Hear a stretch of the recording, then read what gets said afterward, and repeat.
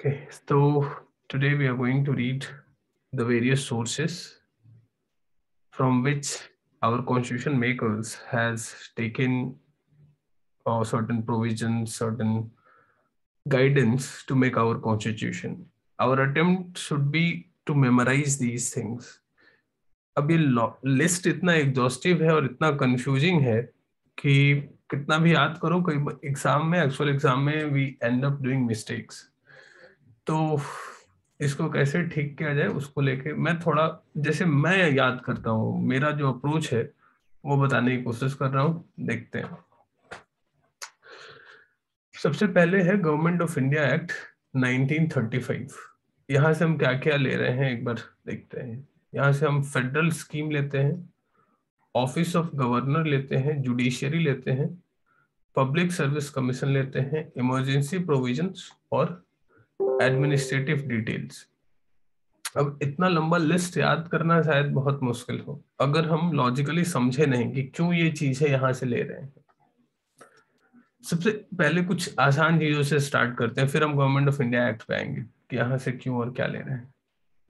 पहले British constitution. अब तुमको याद होगा हमने ऊपर जब पढ़ा था तो हमने देखा था कि जो पॉलिटिकल फिलॉसफी है या जो पॉलिटिकल सिस्टम है वो हमने ब्रिटेन से लिया है। क्यों ब्रिटेन से लिया है, ब्रिटिश कॉन्स्टिट्यूशन से लिया है? बिकॉज हम already by the time we got our independence, उससे हम ऑलरेडी लगभग 100 साल के आसपास हम ऑलरेडी वो ब्रिटिश पॉलिटी को देख रहे थे, ऑब्जर्व कर रहे थे। Our leaders were already trained in the way that the parliamentary government system works and all. तो अभी से अचानक से सिस्टम चेंज करना वाज वेरी डिफिकल्ट और नॉट वेरी प्रैक्टिकल। लोगों ने वो ओल्ड सिस्टम, इसलिए पॉलिटिकल सिस्टम जो ब्रिटेन का था हमने वही अडॉप्ट कर लिया। तो पॉलिटिकल सिस्टम में हमने क्या क्या पहले पहले सबसे पहले अडॉप्ट किया, वहां का पार्लियामेंट्री गवर्नमेंट। वहां पे जैसा पार्लियामेंट्री सिस्टम होता है, प्राइम मिनिस्टर्स, मिनिस्टर्स, अपोजिशन जैसा इलेक्शन होता है, वैसा सिस्टम हमने अडॉप्ट किया।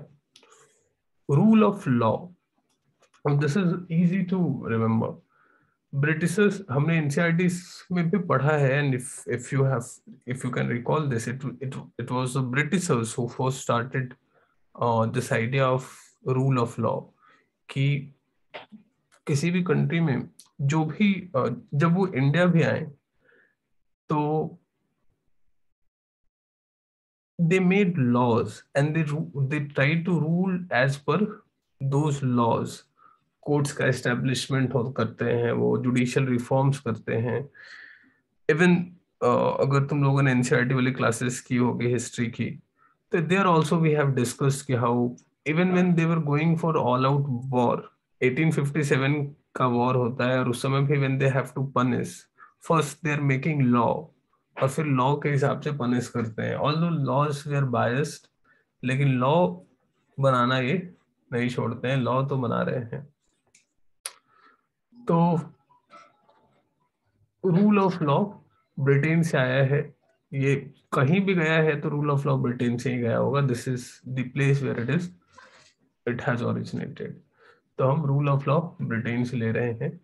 लेजिस्लेटिव प्रोसीजर, लॉ बनाने का जो प्रोसीजर होगा हमने ब्रिटेन से लिया। Again the same logic, because we were trained in the way they were making laws, हम ऑलरेडी, हमको पता था तो हमने ले लिया। अगेन ये पॉलिटिकल फिलोसफी के अंदर आता है। सिंगल सिटीजनशिप, ब्रिटेन में सिंगल सिटीजनशिप था, वो सिटीजनशिप हमने भी वैसा एज इट इज ब्रिटेन से अडॉप्ट कर लिया। Cabinet system, again part of political philosophy, जैसा वहां कैबिनेट होता था, कैबिनेट मिशन आया था, याद करो, which finally gave us our constituent assembly। तो कैबिनेट मिशन, कैबिनेट सिस्टम वहां से आता है। रिट्स, प्रेरोगेटिव रिट्स, रिट्स के बारे में हम पढ़ेंगे जब we will read more about supreme court and all. तो रिट्स क्या करता है, एक तरीके से पार्लियामेंट कुछ कर रहा है तो उसको चेंज, उसको स्टॉप करने के लिए, if it is violating the constitution and all, तो उसको थोड़ा उसको चेक करने के लिए उसको चेक करने के लिए रिट्स पास करती है। तुम लोग अक्सर न्यूज में सुनते होगे कि एग्जाम का रिजल्ट नहीं आ रहा है तो बच्चे रिट फाइल करते हैं। तो ये रिट्स प्रेरोगेटिव वहां से आता है, ये याद रख लेना। पार्लियामेंट्री प्रिविलेजेस एंड बाईकैमरलिज्म, ये भी अगेन पॉलिटिकल सेटअप का पार्ट है, ब्रिटेन से आया। तो देखो, याद करने वाला दो चीज है यहाँ पे जिसमें कंफ्यूजन हो सकता है कि ये कहाँ से आया होगा, सिंगल सिटीजनशिप और रिट्स। बाकी देखो, all other things are directly related to the political idea. तो तुमको अगर एग्जैक्टली नहीं भी याद हो, आफ्टर रीडिंग तुमको ये बात समझ में आनी चाहिए कि अच्छा, ये पॉलिटिकल सेटअप की बात हो रही है, चुनाव की बात हो रही है, लॉ बनाने की बात हो रही है, पार्लियामेंट कैसे चलेगा उसकी बात हो रही है। तो it must have originated from Britain. Parliamentary government, rule of law, legislative process, cabinet system, parliamentary privilege and bicameralism। याद क्या करना है, सिंगल सिटीजनशिप और रिट्स भी ब्रिटेन से आते हैं। ठीक है, याद हो जाएगा ये, बहुत कंफ्यूजन नहीं है। Next is US constitution. US constitution से क्या लेते हैं, फंडामेंटल राइट्स। देखो यूएस, अभी हम कल के क्लास में we are reading about the gun violence and the second amendment. तो यूएस कॉन्स्टिट्यूशन में पहली बार फंडामेंटल राइट्स क्लियरली लिखा जाता है कि पीपल हैव दीज राइट्स। तो वहाँ बंदूक रखना भी फंडामेंटल राइट्स है। तो उसको गवर्नमेंट भी कि इतना इतना मासेकर होते हुए भी government is not able to take that back, क्योंकि वो बहुत बड़ी बात है वहां पे। तो फंडामेंटल राइट्स हम यूएस से लेते हैं। इंडिपेंडेंस ऑफ जुडिशरी, हमने इसी चैप्टर में ऊपर डिस्कस किया था कि कैसे इंडिपेंडेंस ऑफ जुडिशरी और इंटीग्रेटेड जुडिशरी हम दो चीज से देखते हैं। तो हम इंडिपेंडेंस ऑफ जुडिशरी अमेरिका से सीखते हैं कि उसकी जुडिशरी बहुत पावरफुल है, सुप्रीम कोर्ट वहां का बहुत बहुत बहुत पावरफुल है। तुम यूएस के सिस्टम के बारे में पढ़ोगे, यूएस में सुप्रीम कोर्ट के जजेस या फेडरल कोर्ट से जो जजेस अपॉइंट होते हैं, वो ऐसा उनका ऐसा टेन्योर होता है कि once they are appointed for the lifetime. वो जब तक जिंदा रहेंगे तब तक वो जज रहेंगे, नोबडी कैन रिमूव देम। बहुत मुश्किल है उनको हटाना, तो बहुत पावर है उनके पास। तो काफी इंडिपेंडेंट है वहां की judiciary. So independence of judiciary we take it from US. Judicial review, ये भी हमने कल देखा था ऊपर की क्लासेस में कि जुडिशियल रिव्यू का जो पूरा सिस्टम है वो यूएस से आता है। तो जुडिशरी के बारे में ये बोल सकते हैं कि जो जुडिशरी के प्रोविजंस हैं they are coming from USA. Impeachment of president, president को कैसे हटाया जाए, इसका सिस्टम हम वहां से लेते हैं ना। US has a presidential system, तो वहां जैसा सिस्टम है प्रेसिडेंट को हटाने का, वैसा ही सिस्टम हमने अपने यहाँ रखा है। Removal of supreme court and high court जजेस, ये भी हम वहां से लेकर आते हैं। Removal of supreme court and high court जज वहां पे बहुत मुश्किल है, अपने यहाँ भी बहुत मुश्किल है। तो बेसिकली पहला क्या याद रख सकते हो, fundamental rights is from USA. दूसरा क्या याद रख सकते हो, जुडिशियरी से रिलेटेड जो भी है, independence of judiciary, judicial review and supreme court और हाई कोर्ट के जजेस को हटाना, not appointment, removal of the जजेस, ये ध्यान में रखना है। रिमूवल ऑफ द जजेस ये यहाँ से लाते हैं। और कमला हैरिस अभी हमारी वाइस प्रेसिडेंट है, तो ये भी हम यूएसए से लेकर आते हैं, और अभी हमने उनको अपना वाइस प्रेसिडेंट भी दे दिया है। तो post of vice president is coming from there. Irish constitution, Irish constitution Ireland, you have probably heard about the country, Britain के पास है। काफी टाइम तक झगड़ा चलता रहा ब्रिटेन और आयरलैंड में।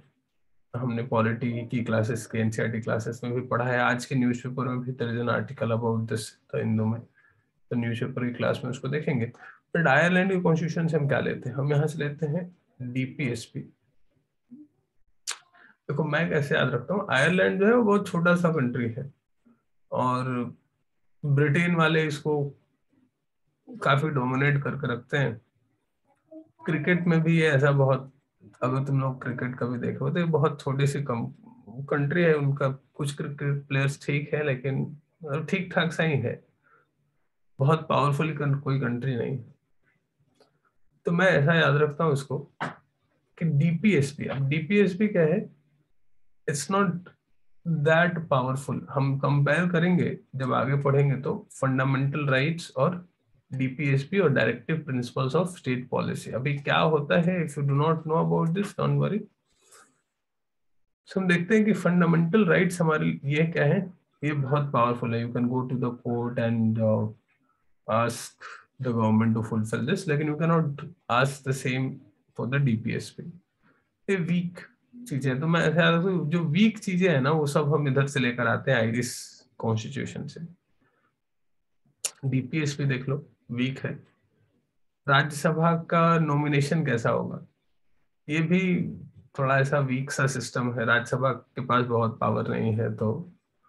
और method of election of president, election of president का पावर नहीं, method of election of president Irish constitution से आता है। बहुत कॉम्प्लिकेटेड सिस्टम है, Ireland is also a very complicated country. So इस तरीके से कुछ logic you can create of your own. तो तीन चीजें यहाँ से हैं, DPSP, nomination of Rajya Sabha, members of Rajya Sabha, और method of election of president. अब कंफ्यूज कर सकता है, पावर्स ऑफ प्रेसिडेंट पूछ देगा, पोस्ट ऑफ प्रेसिडेंट पूछ देगा। तो ना पावर्स ऑफ प्रेसिडेंट ना post of president, we are explicitly taking methods of election. Election कैसे हो, उसमें एमपी एमएलए वोट करते हैं जैसे हमारे यहाँ प्रोपोर्शनल रिप्रेजेंटेशन होता है, वो पूरा जो प्रोसेस है, फॉर्मूला जो है, वो हम आयरिश कॉन्स्टिट्यूशन से ले रहे हैं। कनाडा का कॉन्स्टिट्यूशन, कनाडा का एक फीचर है, जैसे इसका नाम भी है, it has centralising tendencies. Canada का कॉन्स्टिट्यूशन ऐसा है कि वहां पे सेंटर बहुत पावरफुल है। तो ये जो अपना एक फीचर है कि फेडरलिज्म होगा पर सेंटर स्ट्रांग रहेगा, सेम सिस्टम कनाडा में है, हम वहां से लेते हैं।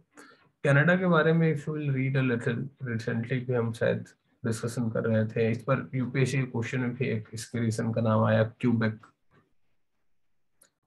तो कनाडा में ऐसे कई सारे रीजन्स थे जो अलग अलग लैंग्वेज बोलते थे। कुछ फ्रेंच टेरिटरीज हैं, कोई आयरिश टेरिटरी है, कोई स्पेनिश पोर्चुगीज टेरिटरी है। अब इन सबको यूनाइट करके एक कंट्री बनाना कनाडा के लिए भी मुश्किल था, जैसा इंडिया के लिए मुश्किल था। और इसीलिए उन्होंने ऐसा एक सिस्टम बनाया जो कि इन सबको होल्ड करके रख सके, होल्डिंग टुगेदर फेडरलिज्म। तो इसीलिए वहां भी सेंटर को स्ट्रॉन्ग पावर है, हमारे यहाँ भी सेंटर को स्ट्रॉन्ग पावर है। Federalism with strong centre. Residuary powers in the hand of centre. अब रेसिडुअरी पावर्स क्या होता है, we will read about this later as well, but अभी थोड़ा ऐसा समझ लो कि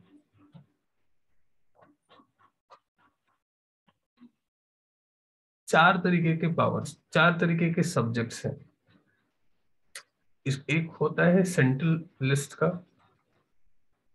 एक होता है स्टेट लिस्ट, एक होता है कंकरेंट लिस्ट।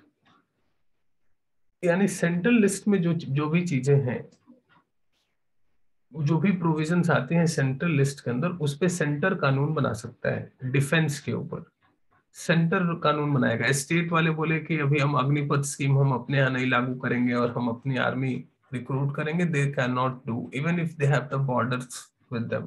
पंजाब बोले कि नहीं भाई, हम अपना, मेरा बॉर्डर लगता है, अपना बॉर्डर हम खुद संभाल लेंगे, you can not do that because defence is a centre, is in the centre list. तो इस पे वो कानून बनाएंगे सेंटर वाले। स्टेट लिस्ट, स्टेट्स के जो सब्जेक्ट हैं उस पे स्टेट बनाएगी, जैसे पुलिस। तो देखोगे कि तुम हर स्टेट की पुलिस का ड्रेस अलग होगा, हर स्टेट की पुलिस में रैंकिंग्स अलग होगी, नाम अलग अलग होंगे। तो ये पुलिस है, ये स्टेट इस पे, फिर स्टेट गवर्नमेंट इस पे लॉ बना सकती है। कुछ होता है कंकरेंट, जिसपे कि दोनों लोग बना सकते हैं, सेंटर भी बना ले स्टेट भी बना ले। अब इन सब के अलावा ये तो कॉन्स्टिट्यूशन में लिख दिया गया कि ये लिस्ट इनके इनके पास होगा, हमारे कॉन्स्टिट्यूशन में this is written under 7th schedule, ये तो लिख दिया गया। लेकिन कुछ पावर्स होते हैं जिसको कहते हैं रेसिडुअरी पावर्स, यानी जैसे कि जब कॉन्स्टिट्यूशन लिखा गया था तो nobody was aware that internet कभी आएगा और आईटी एक्ट बनाना पड़ेगा। मान लो कि कल को क्वांटम मैकेनिक्स, क्वांटम कंप्यूटिंग बहुत बड़ा एक फील्ड हो जाता है, तो उस पर कौन कानून बनाएगा, सेंटर बनाएगा या स्टेट बनाएगा या दोनों बनाएंगे। तो इस तरीके के जो सब्जेक्ट्स हैं, इस तरीके के जो टॉपिक्स हैं जिनके बारे में कॉन्स्टिट्यूशन में नहीं लिखा गया है but they can come later into the future, इनको बोलते हैं रेसिडुअरी पावर्स। और कनाडा में ये रेसिडुअरी पावर्स सेंटर के पास है, इंडिया में भी ये रेसिडुअरी पावर सेंट्रल गवर्नमेंट के पास है। कोई भी नया इशू आएगा, जैसे इंटरनेट आया तो इंटरनेट पे अब सारे लॉज सेंटर बनाता है, तो ऐसे ही कनाडा में है। जबकि यूएसए में उल्टा है, जो सोनाली पूछ रही थी स्टार्टिंग में क्वेश्चन, कि यूएसए में उल्टा है, कोई भी नया इशू अगर आता है तो उस पे पावर बाय डिफॉल्ट, उस पे कानून बनाने का, उस पे लॉ बनाने का पावर सेंटर को मिलता है, स्टेट को नहीं। Appointment of state governors by the centre, governor को सेंटर अपॉइंट करता है। हमने देखा था centralising features of our constitution, और उसमें एक इंपॉर्टेंट फीचर क्या था, गवर्नर को अपॉइंट करना स्टेट में सेंटर के द्वारा। By appointing governor into the state, centre try to control the politics of states, वहां कौन से लॉ बनेंगे क्या बनेंगे, तो इस स्टेट को ज्यादा पावर देता है गवर्नमेंट का पोस्ट। तो ये भी हम कनाडा से लेते हैं। Advisory jurisdiction of supreme court, देखो ये फर्स्ट 1 2 3 ये याद रखना बहुत आसान है। Canada is for C, Canada is for central, and all these features which are giving more power to the center are coming from Canada। और कनाडा क्यों सेंट्रल है वो भी हमने हिस्ट्री डिस्कस कर ली। तो ये 3 सेंट्रलाइजिंग टेंडेंसीज हम कनाडा से लेकर आते हैं। फोर्थ जो है advisory jurisdiction of supreme court. अब देखो जुडिशरी हमने सब कुछ यूएसए से लिखा लिया था, लेकिन यूएसए के बगल में है Canada, and Canada is very starkly different from USA. वहां अगर तुम बात करोगे लोगों से और ऐसे, तो तुमको एक डिफरेंस दिखेगा। कनाडा वाले जनरली बहुत पीसफुल लोग होते हैं, माइंडली चीजों को हैंडल करने की कोशिश करते हैं। उनको मतलब जो citizens, Canadian people have good reputation. तो ये एडवाइजरी वगैरह की बात कौन करेंगे, मतलब ये डायरेक्ट झगड़ा वगड़ा नहीं करते हैं, एडवाइजरी से काम चलाने की कोशिश करते हैं, ऐसा लॉजिक मैं सोचता हूँ अपने दिमाग में। It help me in remembering the story, याद है तो शायद तुम भी याद रख सकते हो। एडवाइजरी जुरिस्डिक्शन लेना है तो सुप्रीम कोर्ट का इनसे लोगे। बाकी ये हटाना वटाने का जो काम है और बाकी जुडिशरी के जो फंक्शंस है वो यूएसए से ले लो, मारपीट वाला काम।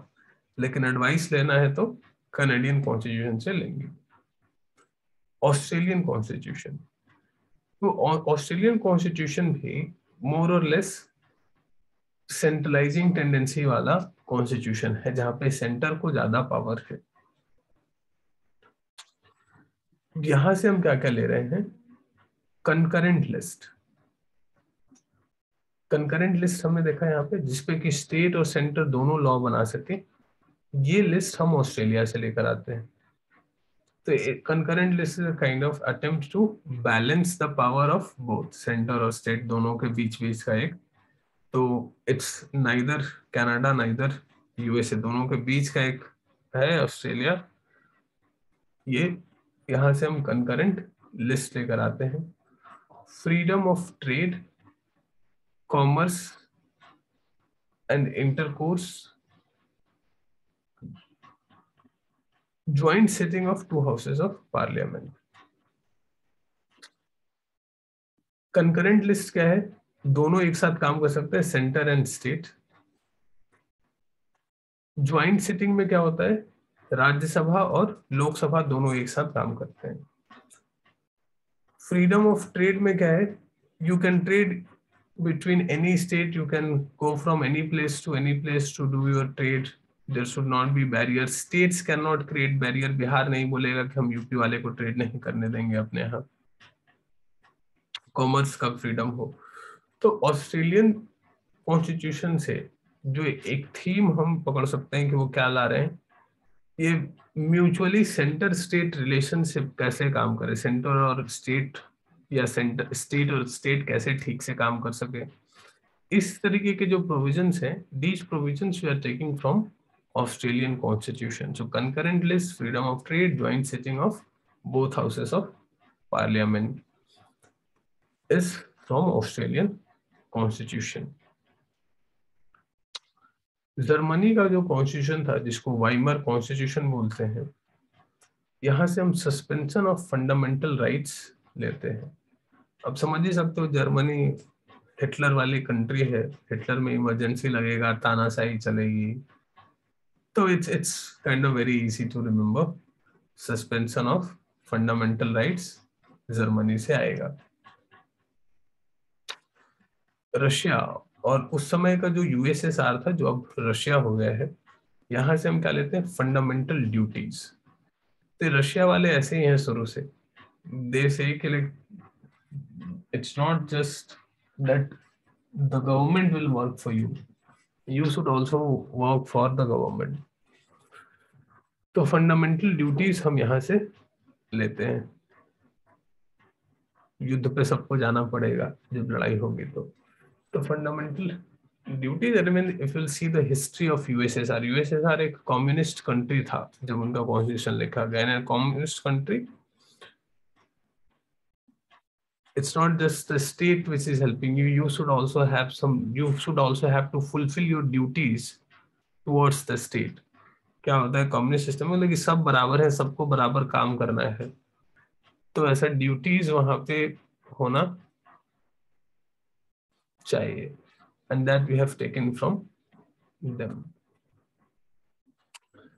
आइडिया ऑफ जस्टिस, ये कंफ्यूजिंग है, ये कई बार कंफ्यूज करता है, एंड हम ऐसा फ्रांस सोचने लगते हैं या यूएस सोचने लगते हैं।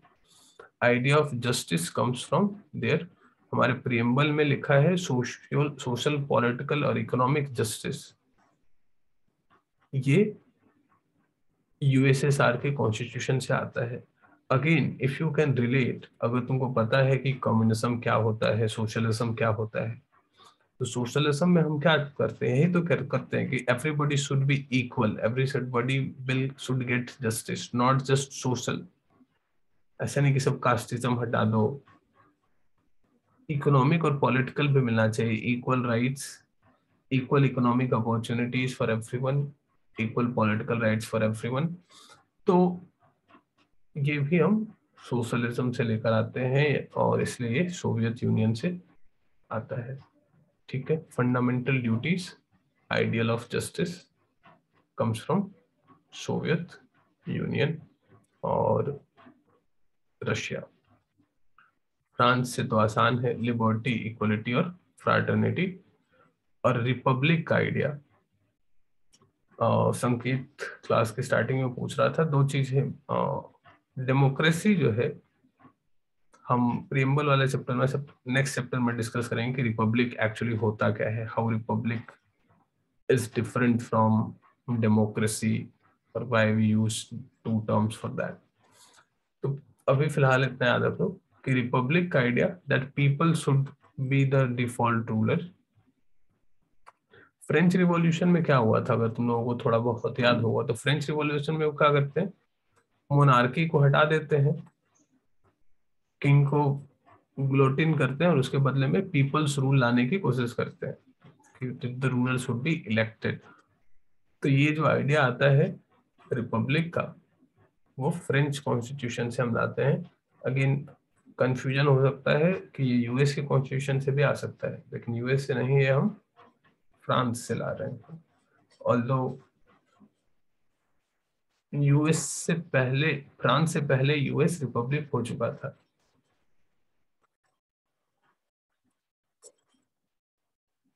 साउथ अफ्रीकन कॉन्स्टिट्यूशन, यहां से हम क्या लेते हैं, procedure for the amendment of constitution and election of members of Rajya Sabha. Constitution को कैसे अमेंड करना है, ये साउथ अफ्रीका के कॉन्स्टिट्यूशन से हमने लिया। देखो एक जो कंफ्यूजन होगा, बहुत बड़ा कंफ्यूजन जो है यहाँ पे, हमने ऊपर देखा था राज्यसभा, राज्यसभा का हमने क्या बताया था, राज्यसभा से रिलेटेड एक और टर्म था, and it was from which country,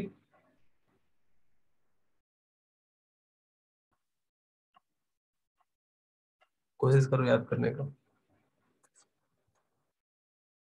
iris, क्योंकि राज्यसभा वो कमजोर लोगों वाला काम आयरिस कर रहा था, तो राज्यसभा का था। लेकिन वहां पे स्पेसिफिकली क्या है देखो, आयरिश कॉन्स्टिट्यूशन में नॉमिनेशन ऑफ द मेंबर्स, ठीक है, बहुत ही कंफ्यूजिंग चीज है, and many a times we miss these details. यहाँ पे क्या है, नॉमिनेशन ऑफ द मेंबर्स है। तो एक तो राज्यसभा खुद ही कमजोर है, और उसमें भी जो कमजोर लोग ऐसे चुन के जाते हैं, नॉमिनेट होके जाते हैं, जो इलेक्ट होके नहीं जाते, जिनके पास इतना पावर नहीं है कि वो चुनाव लड़ भी सके, उनको ऐसा चुन के भेजना पड़ता है कि भाई आप जाइए। नॉन पॉलिटिकल लोग जो होते हैं, उस तरीके के लोग, ये नॉमिनेशन का जो सिस्टम है वो हम आयरलैंड से लेते हैं, ठीक है, वीक वीक इन वीक में भी वीक। लेकिन इलेक्शन हम साउथ अफ्रीका से लेते हैं। Is it clear? I think बहुत लोग पहली बार इस डिटेल को देख रहे होंगे, अगर तुमने पढ़ा तो बहुत बार पढ़ा भी होगा, तो शायद ये डिटेल ध्यान में नहीं आता होगा। तो यहां से नॉमिनेशन और यहां से इलेक्शन, ठीक है।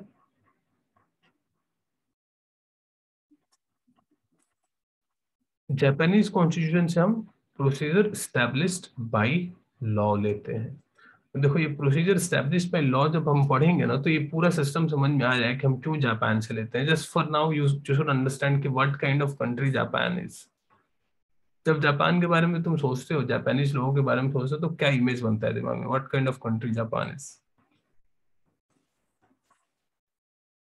वेरी डिसिप्लिन, है ना, वहाँ लोग एकदम टाइम से चलते हैं, लॉ फॉलो करने वाले, एकदम जैसा है वैसा काम करना है, पहला इमेज वही बनता है।